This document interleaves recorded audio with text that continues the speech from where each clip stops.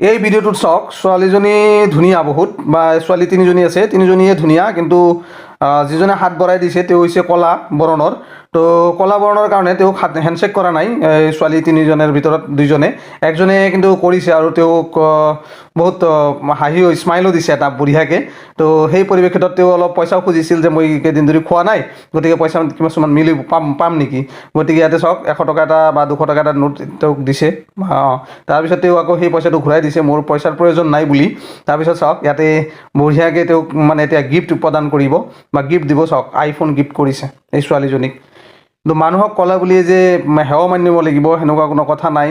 এই ছোৱালীজনী চাওক, এই দুজনী ছোৱালী এতিয়া বহুত হাঁহি উঠিছে, কাৰণ তেওঁক আইফোন এটা গিফ্ট কৰিছে। আইফোন এটা গিফ্ট কৰা ইমান সহজ কথা নহয়। আৰু ইয়াকে এটা গিফ্ট দিব বিচাৰিছিল, তেওঁ ল'ব খুজিছে, কিন্তু তেওঁক নিদিব এতিয়া, কাৰণ তেওঁ তাৰ লগত হেণ্ডশ্বেক কৰা নাই, কাৰণ ই বৰণত ক'লা কাৰণে তেওঁক ইনচাল্ট কৰিছিল। যাৰ পৰিপ্ৰেক্ষিতত এই ভিডিঅ'টো শ্বেয়াৰ কৰি দিব যে মানুহ হ'ব লাগে, এনেকুৱা নহয় যে মানুহ ক'লা বুলি মানুহ নহয়, মানুহ হ'ব লাগে।